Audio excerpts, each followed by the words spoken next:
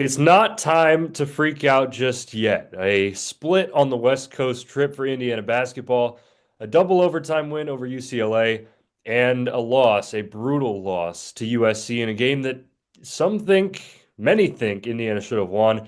We're here to break it all down on the House of Hoosier, presented by the Field of 68 Podcast Network. I'm Ian Plaskoff. That's Noah Gerkey. As always, it was a wild weekend and early week of Indiana basketball. I just like that UCLA game was one of the best I've seen in a while, and then the USC game was just disappointing. That is the best way to put it. It felt like coming off a big momentum win, a two overtime win, where an Indiana team closed out a game and made plays down the stretch, at least in the overtime periods, although we could talk about the collapse leading up to the overtime. But getting that win and being out west, and figure UCLA is a better team than USC, and you're like, oh, we can get this one, another quad one win. You're on a four-game win streak. This is great. And it was just ugly basketball. The entire night was ugly, ugly basketball. And then USC's best player goes down, but it actually makes them better offensively than they already were because Elijah Arenas steps up, had trouble rebounding. We'll get into all of that. But I mean, it was just disappointing, was about the best way you could put it after the treat that we were given in that UCLA matchup. I started this episode in the way I did because we said before, if Indiana wins three out of the four, if with these two and then Wisconsin and Oregon at home, you feel all right. I just don't think they can do that. I think the crowd is the fan base is starting to finally get around here in Bloomington, show up to games, be energetic. That if they won against USC, it would have been a whole lot different for Wisconsin. Um, but I do feel like they can still sweep that two-game home stretch and finish with three out of the four. But they split the series here on the West Coast. But I think the biggest thing is that they fought back in both games. Um, and it was in a different situation. Like, yeah, they were up 10 against UCLA and choked it at the end by not fouling up three. But then they battled in overtime and in double overtime and scratched out a win. Against USC, they were down, what, 10 with under a minute to go or close to a minute to go, Something something like like that. They're that. down 14 at one point in the second half as well. And they fought back. They made a couple nice plays on the press, and Connerway had the and one. Wilkerson hit the three, whatever. They lost, but this is something we hadn't seen out of Indiana teams in recent years is, when they would fall down by double digits or something wouldn't go well, they just crumble. I didn't see that. And normally, what I was most proud of in that double overtime game is normally when you see teams blow a lead like that, it just snowballs and you end up either getting beaten overtime, you get blown out in overtime, or you can't really respond. But Indiana fought with the punches, and even in that UCLA game, they were the ones trailing at points late in overtime and still found ways to make clutch plays, clutch baskets. Everyone was seemingly fouled out of the basketball game too. It's kind of next man up mentality. Trent Sisley stepped up, obviously knocked down the big free throw when he could have iced it two before. It was really one of those that you look at the trip going into, and obviously you can look back now and wish you have the USC game back. If you look at UCLA and USC, you're very pleased with a split.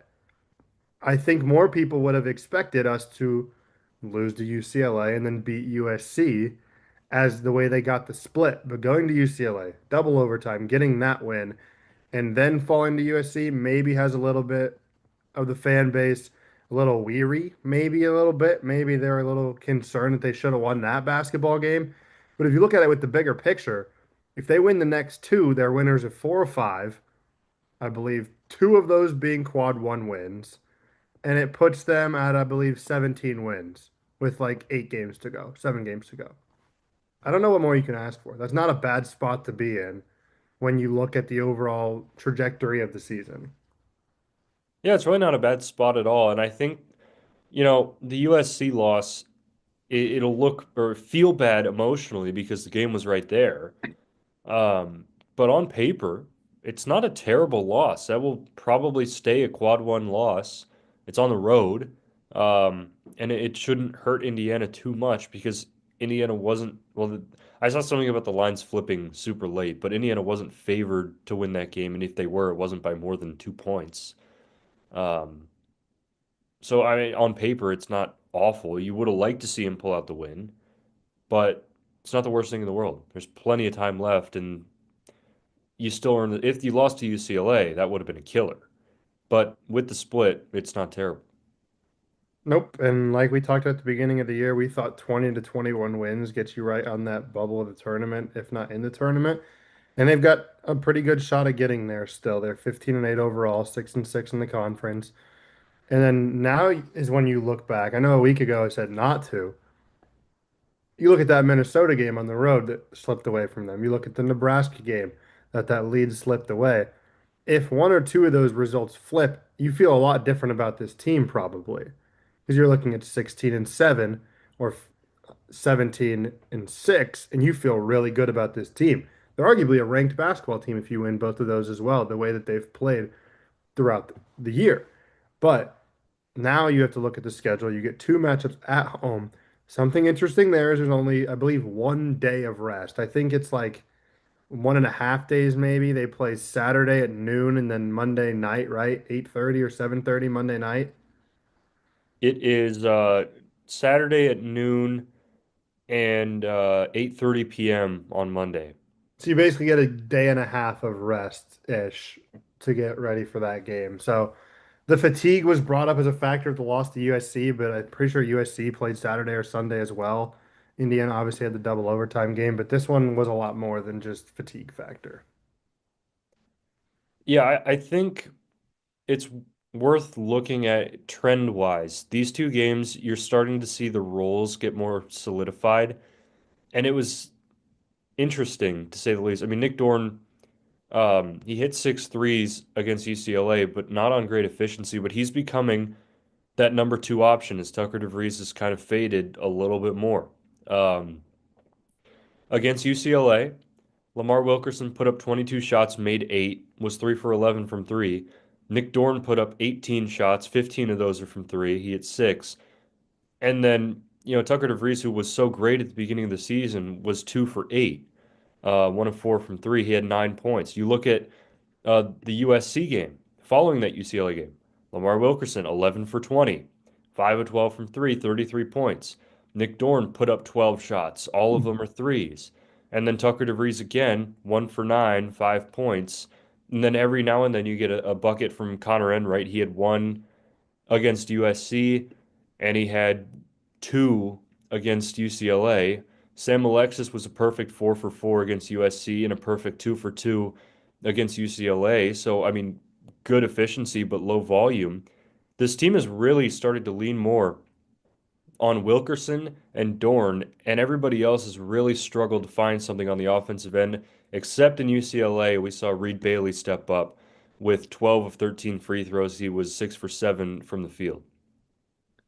Yeah, it seems like we're starting to understand who this basketball team is and how they're going to play the rest of the season, stylistically wise. And Tucker DeVries, I just tried doing a bunch of mental math. I'm not sure if it's accurate or not.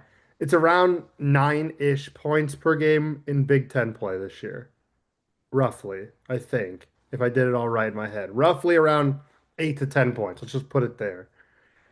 His field goal percentage is not great. And last night, it didn't help as much either. One thing about Tucker DeVries that I don't think gets talked about enough is he's still vital on the offensive end. He's a very high IQ player. He doesn't really turn it over too much. He's one of their main facilitators. He was running point guard for a good amount of the night last night too, bringing the ball up the floor, initiating the offense. And he does draw the gravity of the shot of if he gets hot, he's one of those shooters you have to. He hasn't of recent, so obviously it hasn't been an issue, and fans are upset. And then you shoot 1 for 9 from the field, but he's still crazy important to the offense because of the threat of him getting hot, the threat of him catching fire, and now you have to deal with him, Doran Wilkerson. Oh, and Connery came back and looked all right in his few minutes, but it adds another dynamic. We just haven't seen him get hot, and it's turned into Lamar Wilkerson and everybody else, and you don't know who it's going to be that rest of the way. Also with DeVries, he's the team's leading rebounder at 5.5. Not a great number to lead the team with, but he is a leading rebounder. He's not afraid to pass the ball either. He's averaging 3.3 assists per game. That's third. behind Enright and Connerway. He had 3 steals against USC. He's been like he was on the floor diving and late in the game. It's not like it's an effort problem. He's just struggled to shoot the ball. Exactly. And the fact that he's the leading rebounder should tell you already something that you need to know is that you have to have him on the floor because nobody else is rebounding the basketball. Sam Alexis and Reed Bailey are both at least 6'10", or maybe Sam Alexis is 6'9". They combined for 2 rebounds last night, and only one of them actually grabbed any rebounds, and it was Sam Alexis. So all the talk about Tucker DeVries being poor offensively and Nick Dorn having a bad night, I've got my thoughts on Nick Dorn's night. I thought he forced a little too much. He's had a few hot games. Like, all right, if I'm open any sort of space, I'm going to shoot it. Thought a little few things were forced. All the talk and the hate that those two guys, the heat that they got, your two bigs grabbed 2 rebounds in a Big Ten game. I I don't care if Tucker DeVries and Samuel or Nick Dorn had a great night. That's a glaring issue. We talked about it from the beginning of the year. It hasn't come back to hurt them too many times. They grabbed 2 rebounds. Reed Bailey played 18 minutes. He's 6'10". For a moment, he was the biggest guy on the floor, and he didn't grab a rebound. Zero. Me and you and everybody watching and listening, and most of the 8 billion people in this world had the same amount of rebounds last night as Reed Bailey. I I don't understand. I do. It's positioning, it's size, it's whatever. You have to be able to rebound the basketball. You cannot be a power four big and have tournament aspirations and have your two bigs combined for 2 rebounds. That can't happen. You're not going to be successful. And they had a bad shooting night. Cool. Those happen. Bad shooting nights happen. Rebounds are about number one most important thing is effort. Block your guy out, jump up, and go get the basketball. Rebounds are an effort thing. I don't understand how you can possibly have two guys who are two of the biggest guys on the floor and you grab 2 rebounds. That is unacceptable. That just can't happen. Sorry. Indiana was out rebounded by USC 40 to 25. They had 25 rebounds in a regulation basketball game. They gave up 11 offensive rebounds. I believe they had 14 to 16 second chance points. Am I missing something of what else happened to why they lost other than getting out rebounded by 15? 15 in the rebounding category. That's just second look after second look after you not getting second looks. And like, I don't know. Yes, we missed more shots than them, but not by that much. For UCLA, I mean, that game, UCLA only out rebounded Indiana 46 to 40, 12 to 8 on the offensive glass, and second chance points. Oh, let's see what they were. Uh, 22 to 13 UCLA, but Indiana played well enough to limit that damage. But like 46 to 40 in a double overtime game against a team that's bigger and probably a little better than you is not terrible, especially on the road. 15 when you only rebound the ball 25 times is not great. They had more made shots in this game, 26, than rebounds, 25. It's not a recipe for success. And I know that USC is a pretty good rebounding team, and Indiana is not a very good rebounding team. The difference in rebounding averages coming into the game was 3. The average wasn't 8, it wasn't 9, it wasn't 11 rebounds different, like towards the top of the league compared to the bottom. It was 3, and they got out rebounded by 15. The two bigs combined for 2 rebounds. Even if your bigs can grab the defensive board, it settles the entire offense down. Your point guard's not having to put too much effort in getting up and down the floor. Your best scorer in Lamar Wilkerson isn't having to try to track down boards and be your only source of offense basically throughout the entire night. You instantly have so much more fluidity and confidence on the floor when every time the other team shoots the ball, you feel like, hey, maybe we have a chance to pull down the rebound. There were times last night, I think they shot a 1-and-1 free throw with Indiana down like 5 points, and we let up an offensive rebound. There's there's too many times in the game that rebounding is important, and it doesn't necessarily show up until the very end, and people are like, "Oh, we got out rebounded by 15." Last night felt like you got out rebounded by 15, and it happened throughout the entire night. How much stock do you put in the free throw numbers in this USC game? 25 of 31 for USC, 13 to 16 for Indy. And I know we were watching the game together and you were talking about official complaint, whatever, whatnot. Do you put any stock into that? I put very little stock in that. Indiana shot 18 more threes. Like, there's 18 trips down the floor that they shot a 3-point shot instead of even trying to go to the rim.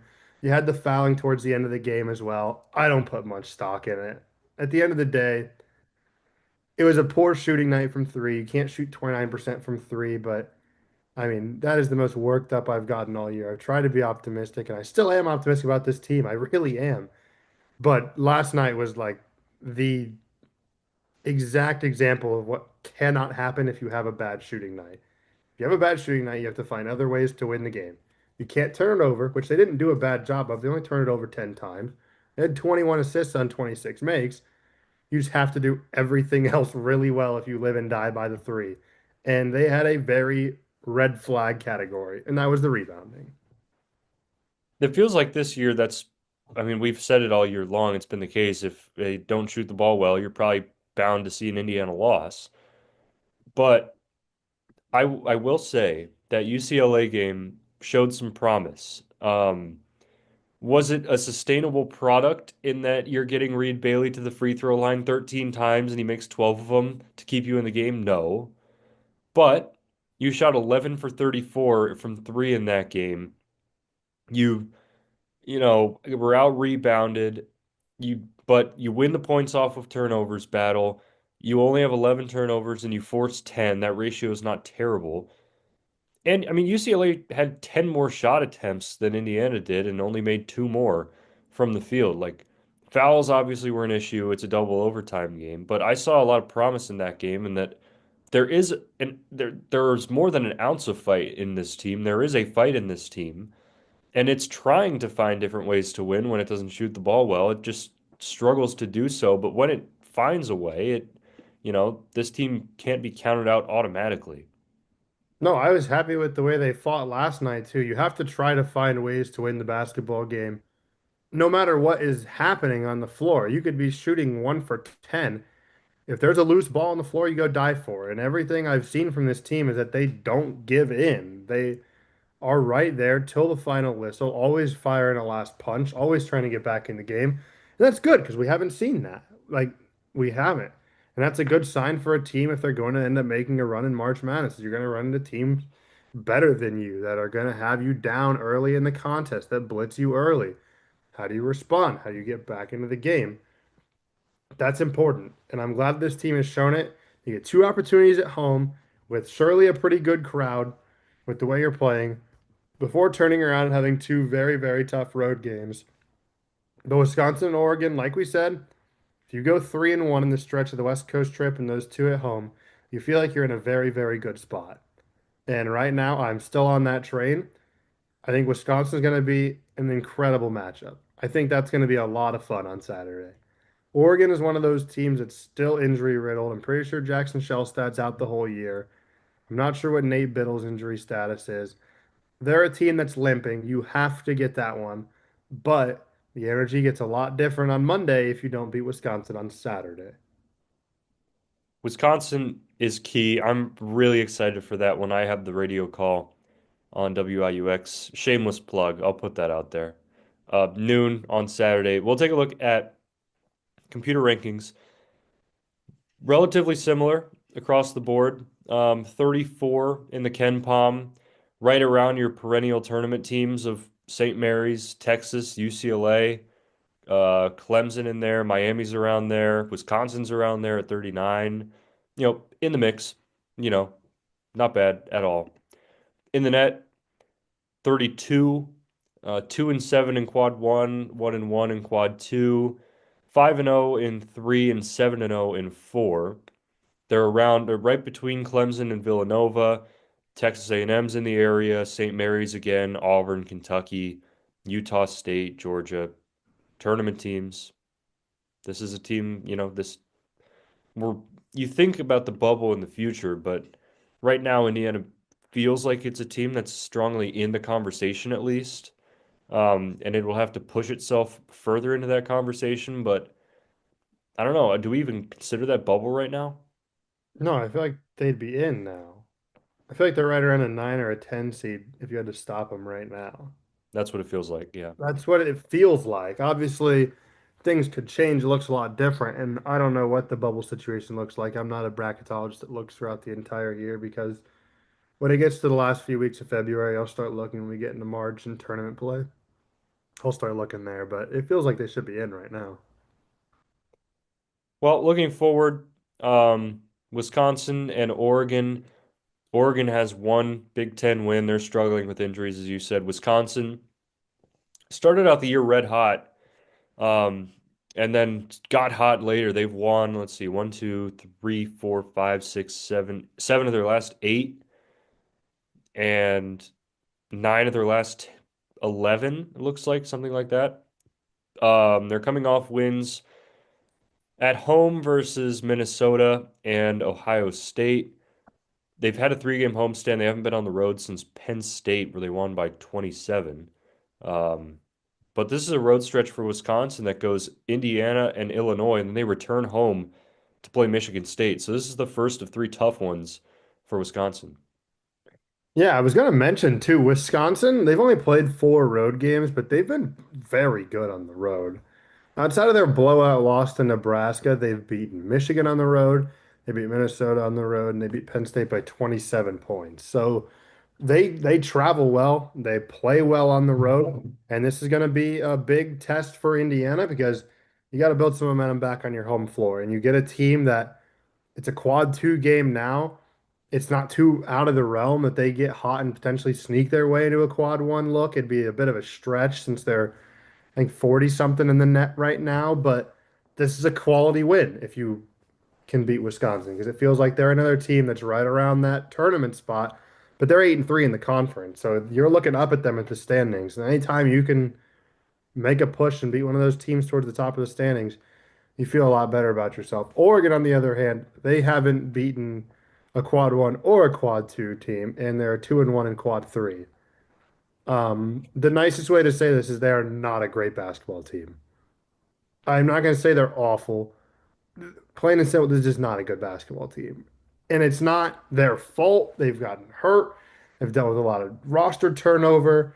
But the way it is right now, they're going to come into Indiana after playing at Mackey Arena on Saturday. That lines up. If Indiana can get Wisconsin, you are getting Oregon at a perfect time. A perfect time to be winners of your your last five, going into Illinois and Purdue, which we know historically are not fun places to play. No, we've been talking about three of four and four out of five.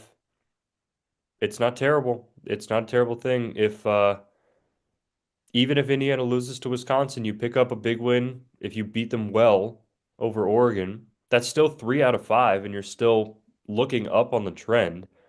And but then you have two big opportunities with Illinois and Purdue on the road coming up. You'd have to win at least one of two if you drop one of Oregon or Wisconsin. Um, but those are all hypotheticals right now. I think Wisconsin will be an excellent game. I think those teams are very similar, and I'm just thanking everything that that game is not at the Kohl Center. We do not win at the Kohl Center.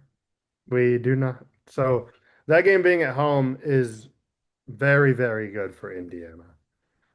It's fantastic, even the fact they get Wisconsin at home. And they haven't been on the road much. Indiana's been pretty good at home for the most part. I think this is a good time to also get Wisconsin. So this is they're a team that normally gives Indiana trouble, though. They've beat them 7 out of the last 10 times, Wisconsin has. So Noon is a little bit rough on Saturday, but the fact that it is on a Saturday works out well for the Indiana fans and Indiana students. We'll have a breakdown. We'll probably wait until after Oregon. Maybe if Wisconsin is something crazy, we'll probably do an emergency episode after that or something. But these next two are big to see if Indiana can pull off the four out of five and three out of four, stay hot, stay in the tournament conversation after splitting the West Coast trip. It's another House of Hoosier in the books. Keep in touch with all of us on our socials, and we'll be back after maybe Wisconsin and definitely.